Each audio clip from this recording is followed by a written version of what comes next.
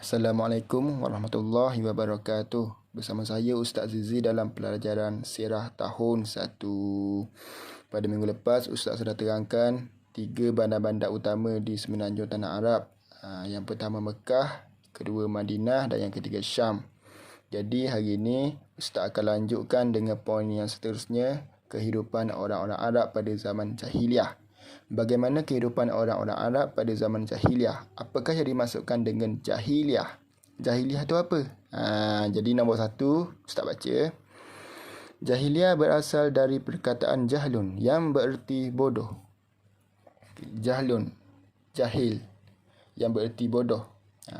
Maksudnya seseorang yang tidak tahu tentang agama Allah dan tidak pernah mempelajarinya.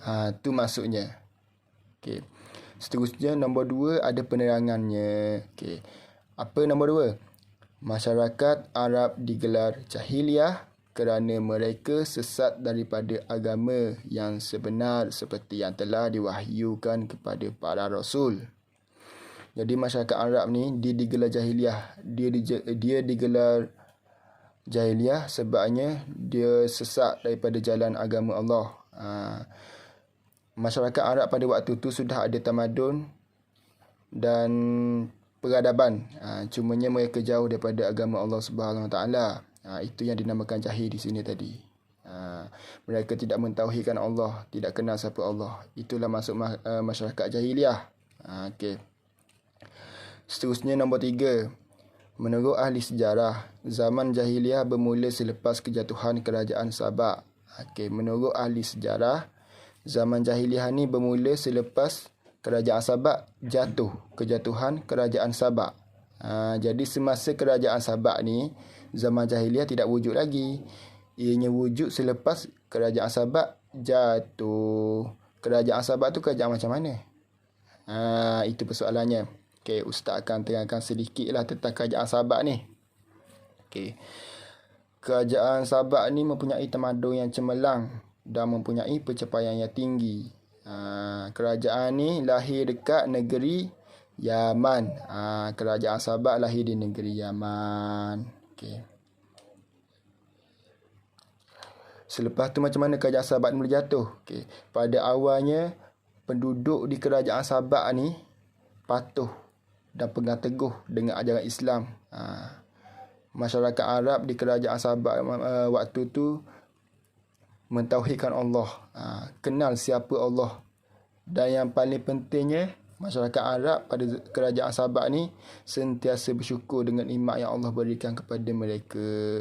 Sebab itulah kalau di kerajaan Sabak, tanam-tanaman di sana subur, murni, subur. Sampaikan ulama kata-kata ulama orang alim, kalau perempuan dia bawa bakul atas kepala, dia masuk tengah-tengah kebun, dia keluar tu penuh buah atas kepala dia dekat dalam bakul tu.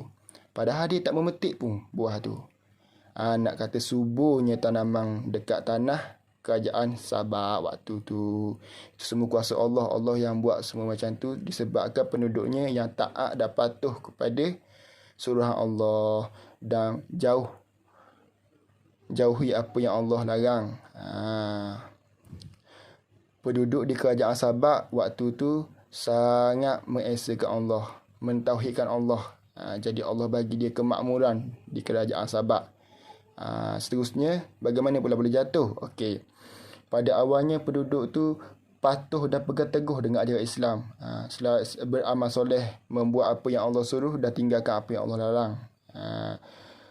Dan yang paling penting, mereka begitu bersyukur dengan nikmat yang Allah beri di kerajaan Sabak waktu itu. Sampaikan ulama kata di kerajaan Sabak tak ada penduduk yang miskin. Semua cukup makan, semua cukup, semua kaya. Makmurnya negeri tu waktu tu. Sampai akhirnya kemewahan tamadun yang luar biasa tu telah merosakkan keimanan dan ketakwaan mereka kepada Allah Subhanahu Wa Taala. Mereka jadi sombong.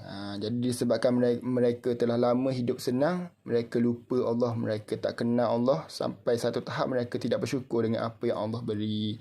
Jadi Allah tarik balik semua benda tu, Allah turunkan bala Allah turunkan ujian bala azab kepada mereka. Allah jatuhkan kerajaan Sabak waktu tu. Okay. Kerajaan Sabak ni cukup terkait dengan kisah Ratu Balqis dan Nabi Sulaiman alaihi salam.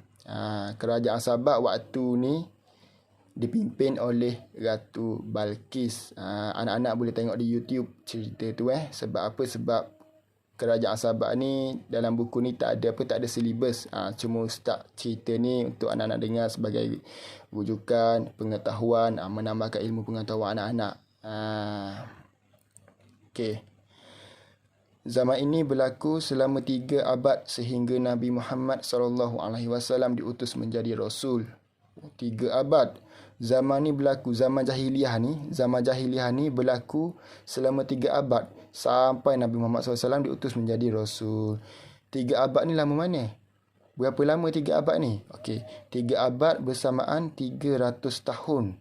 Jadi, maksud di poin yang keempat ni, zaman ini berlaku selama 300 tahun sehingga Nabi Muhammad SAW diutus menjadi Rasul. Okay, poin yang terakhir, mereka hidup berpuak-puak dan sering bergaduh kerana mempertahankan puak dan tanah jajahannya masing-masing. Okay, jadi mereka hidup berpuak-puak. Okay, dengan kata lain, mereka hidup berkumpulan. Ada kelompok ni, ada kelompok ni, ada kelompok ni. Dan mereka bertiga ni saling bergaduh. Bergaduh sebab apa? Sebab tahankan tanah jajahan mereka dan tahankan puak-puak mereka masing-masing. Jadi mereka tidak satu hati, tidak satu jiwa. Itulah kehidupan orang-orang Arab pada zaman jahiliah. Kehidupan orang Arab pada zaman jahiliah ni diibaratkan macam Islam tak sampai pada waktu tu. Sedangkan Nabi-Nabi dah banyak datang pada waktu tu, tapi seolah Islam tidak sampai pada mereka. Membuatkan mereka banyak tidak tahu tentang ajaran Islam. Mereka tahu untuk hidup secara normal, tapi tak tahu hidup untuk bersyukur dengan nikmat Allah dan ajaran-ajaran yang Allah beri. Ajaran daripada Allah Subhanahu Wa Taala, ajaran Islam yang diutus oleh Nabi-Nabi. Okay. Itulah penerangan 5 poin pada kehidupan orang-orang Arab pada zaman jahiliah. Jadi Ustaz nak, nanti Ustaz senat gambar buku ni. Ustaz nak anak-anak baca pada 1 sampai 5. Okay, baca maksud jahiliah. Apa maksud jahiliah sebenarnya? Lepas tu fahamkan. Jahiliah ni jahiliah apa yang dia tak tahu. Apa yang dia tahu. Dia bukan tak tahu semua benda. Dia tahu. Dia tahu hidup. Dia tahu makan. Dia tahu berniaga. Dia tahu berkahwin. Cumanya dia tak tahu pasal agama, fitrah Islam. Dia tak tahu benda tu. Okay. Seterusnya menurut ahli sejarah, zaman jahiliah ni bermula selepas jatuh kerajaan Sabak. Yang keempat, zaman ini berlaku selama 3 abad. 3 abad bersamaan 300 tahun sehingga Nabi Muhammad SAW diutus menjadi Rasul. Okay. Seterusnya, mereka hidup berpuak-puak.